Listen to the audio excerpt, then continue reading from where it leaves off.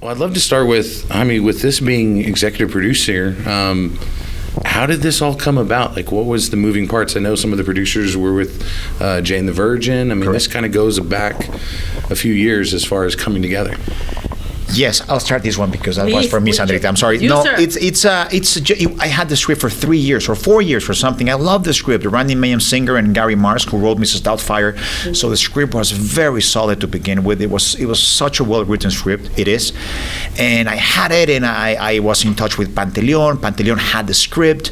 At some point, we even tried to do it for the mainstream market, but then we were like, no, why would we do that? I mean, it's, Eugenio Derbez, our dear friend and amazing, successful actor, had so much success with his films that we're like, we should follow the same formula, which is 70% Spanish, 30% English, which is how we live in this country, basically. We roll. Yeah, how we roll. And so it was, and Ben Silverman, my producing partner, huge producer, he did The Office, and then Jay was later as well. So we just got it's super boring. The producing side is super boring, but we were very privileged to have this script in our hands, and that we were able to produce it, to do it. Sandra, when did you first get the script, and what made you look at Jess as like, I can tackle this character?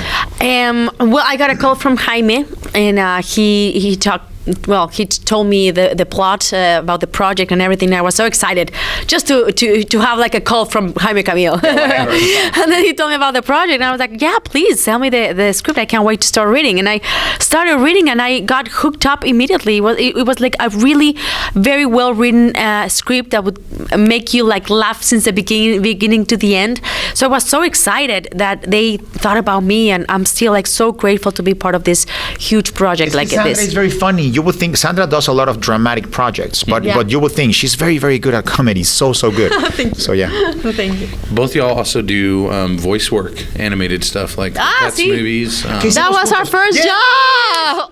That's true. I didn't remember that. Yeah, You're right. We So worked our together on first Secret job Life of together Pets. was in one scene at Secret Life of Pets, and Yeah. we were both the actors at the soap opera that Gidget is fan of. Yes. So we never like got to record at the same time because they do like We're both antisocial, so we don't. they never put the actors together in those recordings, but I was like really happy to see that Jaime Camil was there, and then he called me, and I was like, oh my god, this is going to be like the first real project that we do Live actually action. in person. Yeah, exactly. Yeah. I noticed in the locations, Puerto Vallarta, is that where? Puerto Vallarta, Punta Mita, Okay. and Sayulita. Have you been to Puerto Vallarta? I've been there. I've been to the other. It's like a 30-minute drive Okay. from Vallarta. You get to Punta Mita, where the beautiful hotel like Four Seasons and Regis, great hotels are there. And if you drive a little bit more, like 20 more minutes, you get to Sayulita, which is like a surfer's town, and it's a beautiful town, jungle. like a jungle. So we Gorgeous. were there shooting Mexico City for 3 weeks or 2 weeks. No, I had 2 For weeks. 3 You weeks 3 in weeks, yeah. Mexico, no? 3 weeks in Mexico City, and then The rest in the The beach? rest, Uh-huh. the rest. It's got to be Sayulita, hard Punta Mita. being on the beach filming. It's going to be tough. Oh my god, So, it was so dude, beautiful. you would think, right? But no. but we had a lot of night shooting, so we had to just like leave during the night and sleep during the day. So that was like the hardest part. And we had our families there. Yeah. Husbands, wives, so it was crazy because kids were awake, the like, kids were since 6 in there. the So morning. yeah. We started shooting for 1 or 2 weeks. We started shooting when the sun came down, and then stopped shooting when the sun was up. We're like, okay, there's light. There's no. This will not roll as nighttime. Let's just cut, and then you have the kids, and it was challenging, but It was super fun. challenging, but yeah. How much fun was it being able to completely change your emotional character in this? I mean, calm, collected to insane. Yes. Being able to play that range, how much fun was it? It was super fun. Also a huge responsibility, because we didn't want to approach mental illnesses with disrespect or insulting people. It's a very serious thing in this country and in every country. So I did. There was a lot of research behind it. I talked to people, to a bipolar guy, to a schizophrenic, and I was like, how do you feel? How are your episodes like? Do you lose do you forget? Really research, and I think that if you see the close-ups, Hank's close-ups, you could see that the guy is not happy. He's not a happy camper. He's struggling, and the condition is taking over him. And that I wanted the character to be not shallow, not like, oh yeah, let's just do a funny dance on the karaoke for people to laugh. No, let's do a funny dance and look at the guy's eyes. He's not having fun while this is happening, no? So there was a lot of research for the character. Was there a particular scene or sequence that is kind of your favorite looking back on it that, oh, I love that day of shooting? I love the karaoke scene.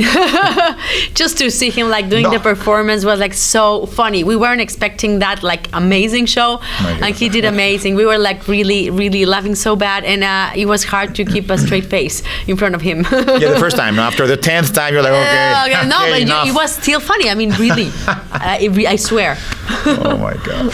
That was a funny one. Yeah. As far as it being, 70-30, knowing that the audiences are going to gravitate towards one side or the other. Yeah. How much importance is it to see how audiences react to certain scenes? Like when, like we watched it a week ago, our laughter compared to maybe a Mexican audience or an Argentinian audience? I have never seen it with an audience, believe it or not. And as a producer, you get many, many cuts, and you give notes, and you put this on and take this off, or this is too long, this is too short. So you kind of like block yourself from, and then you start to doubt yourself. Is the movie funny? Oh my God, I don't think this is funny anymore. We should have done it a different way. Like you start to trip. It's a trip. But I think that tomorrow I'm going to see it at least, and I think Sandra as well. Yeah. We're going to see it for the first time with an audience. Right. And I believe that audience is like 60% U.S. Hispanics and 40% mainstream market. So hopefully, the Spanish-speaking words will be subtitled in English and vice versa. So I hope that, of course, all of our fan base from the U.S. Hispanics, they come to the theater, but also fans of mine from Jane the Virgin, now my CBS sitcom Broke. So hopefully they're gonna all come to the theater. Well, thank you guys for coming to Dallas, bringing this to Dallas. And you worked on Book of Life, which has some Dallas connections too. So. Oh yeah. Stop it, Book of Life. I don't know these things. There's a world behind I don't know that you don't know things. because it's little by little. Surprise! But this is the first day of the she tour. Was on the bridge as well. What the hell? I did actually voice for the American version, but in the Mexican version, the Latin version with Guillermo del Toro, I did the leading actress. I was the leading role. It was an amazing project. So we did like all the promo with Guillermo del Toro and all the producers and everything. It was amazing. I've done a lot of voiceovers in my career, and I love it. Absolutely love it. So wait, The Book of Life is a movie that tried to do what we did with Coco. Thank you very much. Mic drop. Sí, cierto. Sí, cierto. Sí, cierto. Ya me ardí. Thank you guys, Sandra. Thank you so much. Thank you very much, brother.